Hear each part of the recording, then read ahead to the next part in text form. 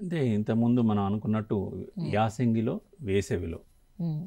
మనకు పెసర మినుము సాగు చేసుకునేందుకు రైతులు అంత ఆసక్తి చూపించకపోవడానికి ప్రధానమైన కారణం హ్మ్. పల్లాగు తెగులు.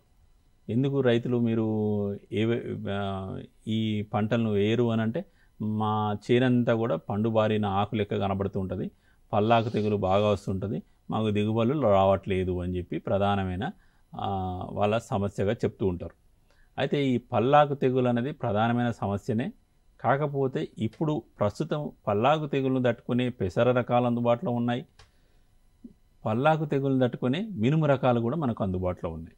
కాబట్టి రైతు సోదరులు ఆ, ఈ పల్లాకు తెగులు యాజమాన్యం మీద మనం అవగాహన పెంచుకోవడం, సరైన రకాలను ఎంచుకోవడం, ఎంచుకున్న రకాల విత్తనాలను సరైన సంస్థ నుంచి సేకరించుకోవడం, ఇవన్నది మొదటి స్టెప్గా నేను చెప్తాను.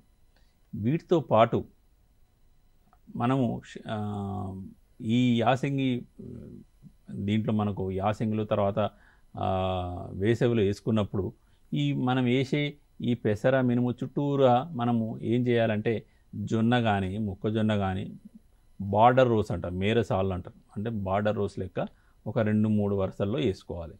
అప్పుడు ఏమవుతుంది, బయట నుంచి ఒకసారి పిచికారి చేస్తే మనకు ఇక్కడ మన క్షేత్రంలో పురుగు చేస్తుంది, బయట నుంచి రాకుండా ఒక బ్యారియర్ లెక్క పనిచేస్తుంది. దీంతో పాటు ఈ మొక్కజొన్న జొన్న పంటలో ఉండే మనకు మిత్ర పురుగులు కూడా ఈ పల్లాకు తెగులను ఉధృతిని ఎక్కువ చేసే తెల్లదోమను సమర్థవంతంగా నివారిస్తుంది.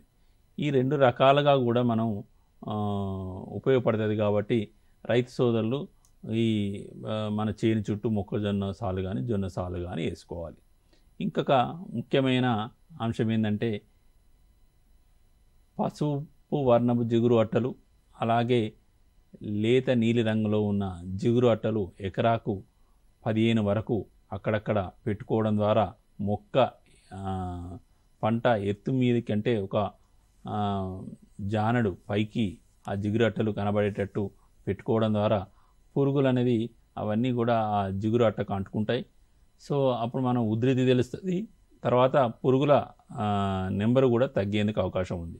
కాబట్టి ఈ జిగురు అట్టలు పెట్టుకున్న జిగురు అట్టలను కూడా ఎవ్రీ వారం 10 రోజుల తర్వాత అవి తీసేసి కొత్త వాటిని పెట్టుకోవాలి.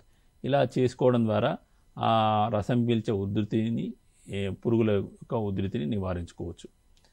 వీటి కోసం ఏంటంటే పల్లాకు తెగులు సోకినప్పుడు ఆ మొక్కలను ఎతికి పీకేసి దూరం పడేయడం, తర్వాత ఆ పల్లాకు తెగులను ఉధృతిని ఎక్కువ చేసే తెల్లదోమను నివారించుకోవడం.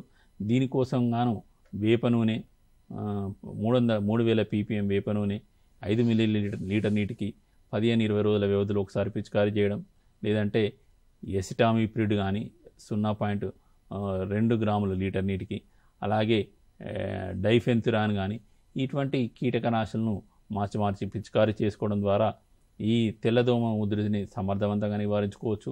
ఇలా మనం చర్చించుకున్న అన్ని యాజమాన్య పద్ధతులు, అటు బార్డర్ రోస్ వేసుకోవడం, జిగురట్టలు పెట్టడం, సరైన రకాల ఎంపిక, తర్వాత కీటక యాజమాన్యం దగ్గరగా చేసుకోవడం, ఇవన్నీ చేసుకోవడం ద్వారా పల్లాకు తెగులను మనం సమర్థవంతంగా నివారించుకొని పెసర మినుములో మనం అధిక దిగుబడులు పొందేందుకు అవకాశం ఉంటుంది.